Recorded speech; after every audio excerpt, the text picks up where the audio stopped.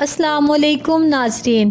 امریکی مورخ اسٹینلے والپرٹ اپنی کتاب جناح آف پاکستان میں لکھتے ہیں، بہت کم شخصیات تاریخ کے دائرے کو قابل ذکر انداز میں موڑتی ہیں، اور اس سے بھی کم وہ افراد ہیں جو دنیا کا نقشہ بدلتے ہیں، اور شاید ہی کوئی ایسا ہو جسے قومی ریاست تخلیق کرنے کا اعزاز حاصل ہو، لیکن جناح نے یہ تینوں کام کر دکھائے۔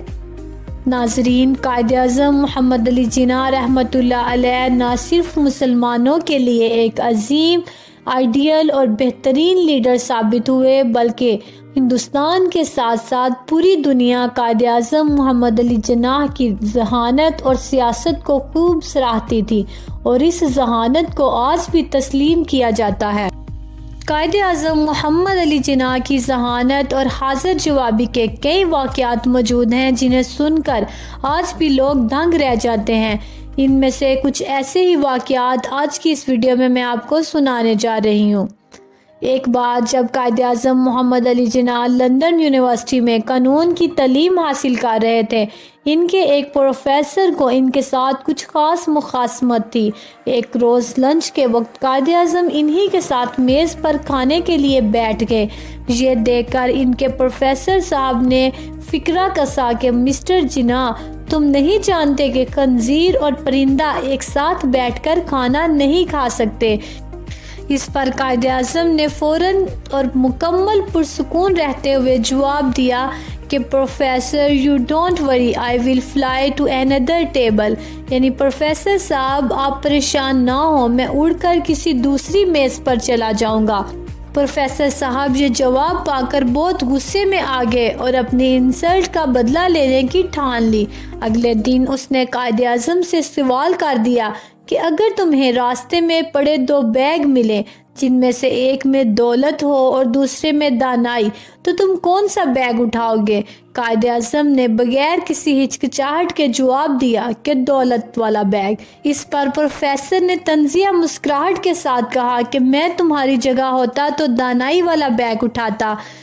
اس پر قائد اعظم فوراً بولے، ہر انسان وہی چیز چاہتا ہے جو اس کے پاس نہیں ہوتی۔ اسی طرح قائد اعظم ایک بار ٹرین کے ذریعے لکھنؤ سے بمبئی جا رہے تھے۔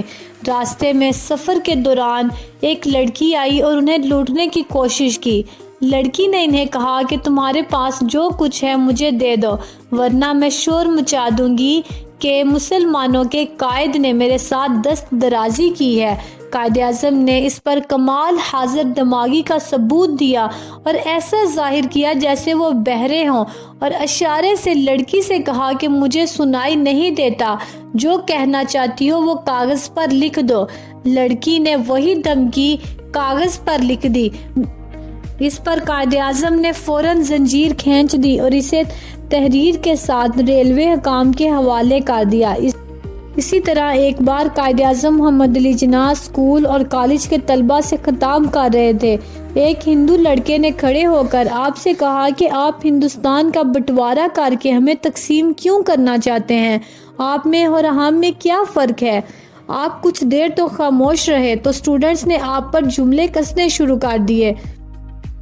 کچھ نے کہا کہ آپ کے پاس اس کا جواب نہیں، اور پھر ہر طرف سے ہندو لڑکوں کی ہوٹنگ اور کہکوں کی آوازیں سنائی دے رہی تھیں۔ قائد اعظم نے ایک پانی کا گلاس منگوایا۔ آپ نے تھوڑا سا پانی پیا، پھر اس کو میز پر رکھ دیا۔ آپ نے ایک ہندو لڑکے کو بلایا اور اسے باقی بچا ہوا پانی پینے کو کہا، تو ہندو لڑکے نے وہ پانی پینے سے انکار کر دیا۔ پھر آپ نے ایک مسلمان لڑکے کو بلایا۔ آپ نے وہی بچا ہوا پانی جب اس مسلمان لڑکے کو دیا تو وہ فوراً قائد اعظم کا جھوٹا پانی پی گیا۔ آپ پھر سب طلبہ سے مخاطب ہوئے اور فرمایا، یہ فرق ہے آپ میں اور ہم میں۔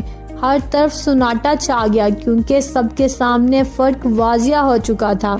محمد علی جناح نے کبھی کسی کو گالی نہ دی اور نہ کبھی آپ نے بد اخلاقی کی۔